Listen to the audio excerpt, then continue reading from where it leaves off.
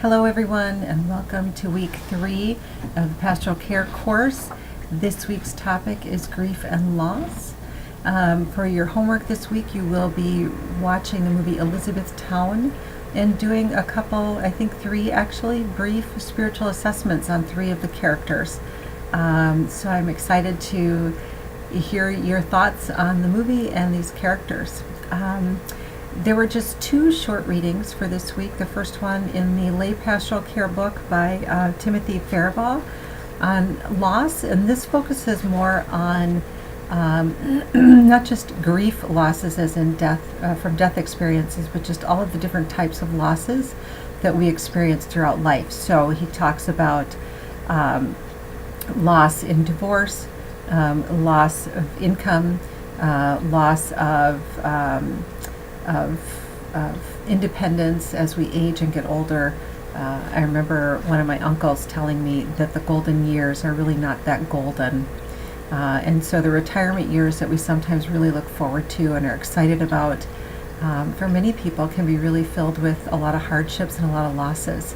And this is going to be true for folks in your congregations and true for ourselves as well, right, as we are ourselves aging and facing loss and change in life. So that chapter is really about all the different losses. He talks about them in a nice way, and talks about ways as pastoral caregivers, what we can do for people, especially those aging populations or people who are moving to different types of living, whether that be a smaller independent living or assisted living or even nursing home care. How can we as pastoral caregivers be able to help attend to their losses and recognizing those losses and keeping in touch with them? And then the chapter in the pastoral, the spiritual and professional pastoral care book, it talks more about grief, different types of grief, right? One of the stories he shares is from a woman who lost her husband and 2 sons in a plane crash, and that she used to ask herself the question of why, which is something that we hear a lot from folks, right? Why did this happen to me? Why me? Why this? Why now? Right? And she actually responds to it in a beautiful way, right? That she talked about how that question was just pulling energy from her, right? And the strength out of her, right? And then she just wound up hurting all over again and still empty inside. So she shifted. Instead of asking about why, she started focusing on gratitude, right? Ways to be grateful for what she has each day. And in that way, right, it allowed her to move through her grief and still be able to find joy in the memories of her husband and her sons, right, instead of just the pain that comes with that. I know that many of you have talked about feeling anxious in working with folks in those death and dying situations, in those grief situations. And it's, in my experience, having been with people so much in my hospital experience, right, this is an area that I actually feel quite comfortable in after all of these years, right? Doesn't mean that I'm not impacted by it or affected in ways, or that I don't sometimes take on their emotions as well. But I do remember in the beginning, right, how scary that was to think about what am I going to do or say that's going to bring help and comfort to them in this time, right? And some of that is you'll do fine because you recognize that it really isn't so much always what you say or do, it's just your presence and being there and standing by them that's really going to help them feel your comfort, right? The second chapter talks about some different types of grief, and one of those is complicated grief. Complicated grief is when those normal responses to grief, those symptoms kind of linger and stay on much longer, right? They become increasingly debilitating. And it's sometimes called unresolved grief or protracted grief or complicated grief, right? And it has with it both symptoms of depression as well as potentially post-traumatic stress disorder. Teresa Rondo, in her book on the treatment of complicated mourning, talks about complicated grief as the distortion or failure to move through one of which she has identified as 6 processes of mourning, right? The 6 processes that she talks about, she calls them the 6 R's. Recognizing loss is the first one. Reacting to the separation is number 2.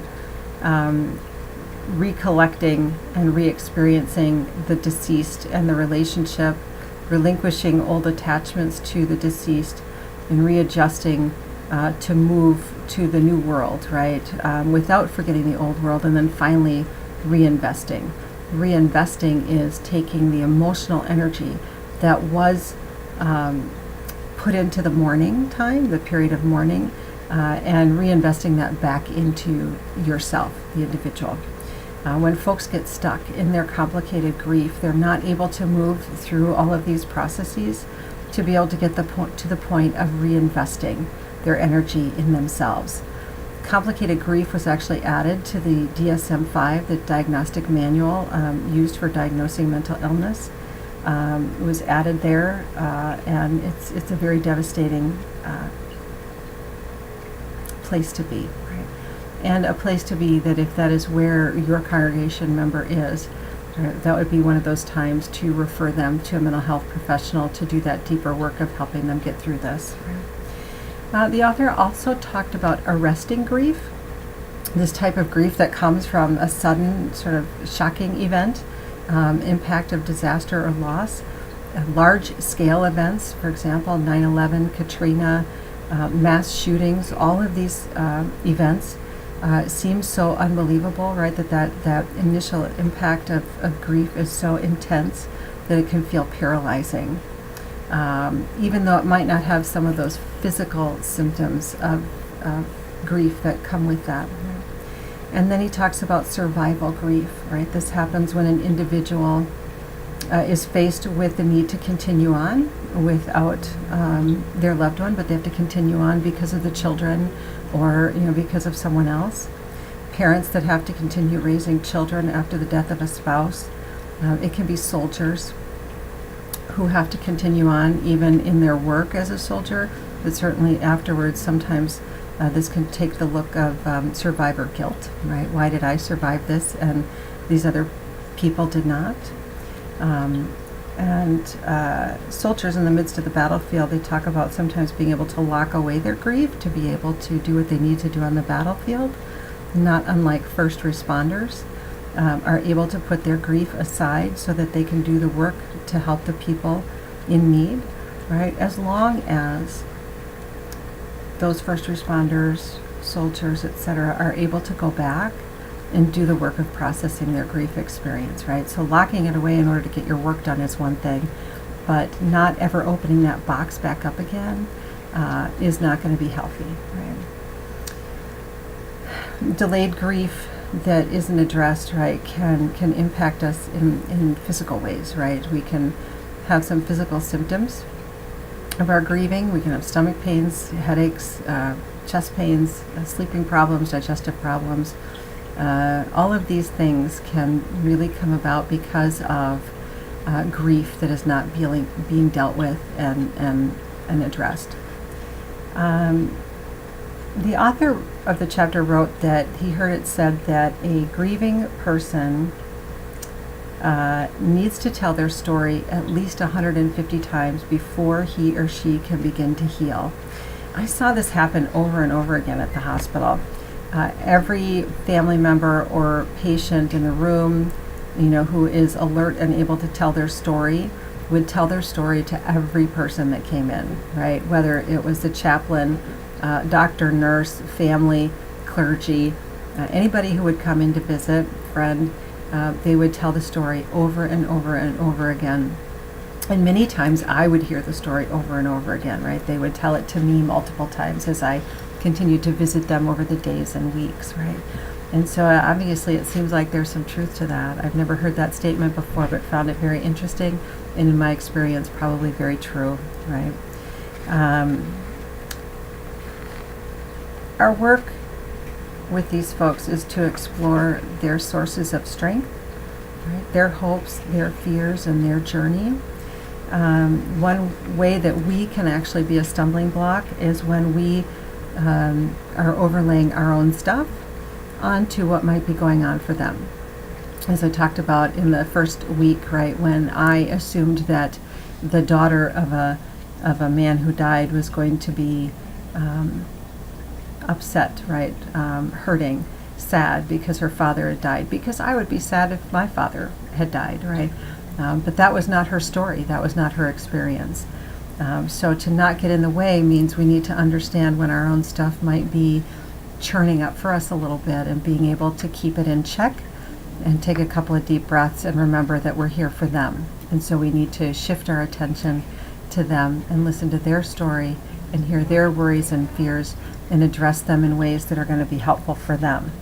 So with that, the author has these two charts that can be very helpful for you guys as you're kind of doing some of this work around some of your fears and your anxieties in pastoral care. The one chart looks at your own faith factors as alongside the faith factors of the grieving person. And the other one is looking at your fear factors alongside the fear factors of the grieving person.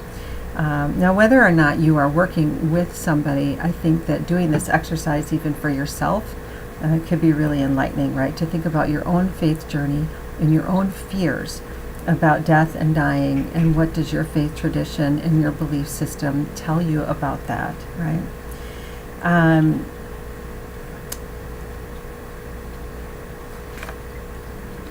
Yeah. So again, I think that you should do that exercise even if it's not alongside a grieving person. I think just to do column 1, the first column that's about yourself in each of those tables, would be a very helpful exercise for you to do. It is not your assignment, however, just something that you might want to do at some point. Your assignment is to watch Elizabethtown and to choose 3 of the characters and reflect on what you see as their spiritual struggles, what do you see as their grieving styles, and their coping mechanisms, right? It lists which characters you can choose from. And then the discussion questions, I will post those on Blackboard today. Number 1 is from the characters in the movie, whose reactions seem to resonate most with you? In other words, who do you identify most with in the movie? Again, just a short answer, doesn't need to be really long and detailed, but just a little bit of a who it is and perhaps why. And secondly, if you were meeting with this character as their pastor, how would you offer pastoral care to them? So those are the 2 discussion questions. I'll have those up on the Blackboard site soon. And last, just a reminder that your verbatims are due this Thursday, February 21st, so that I can have time to read through some of them and identify a couple that we can look at for our live class next week. February 25th is our live class session at 7 o'clock. So if you have not already done so, please make sure that you log on to Zoom and get yourself set up in the class so that we'll be able to link everybody together for this live class session next week at 7 p.m. Have a super week, everybody. I know that the weather here in the Twin Cities is a little brighter. The snow has stopped falling, and the temperatures on Saturday are going to be in the 30s. So I hope that you all have some good weather and some good sunshine to get some vitamin D and some self-care. And I look forward to seeing you all live next week. Bye.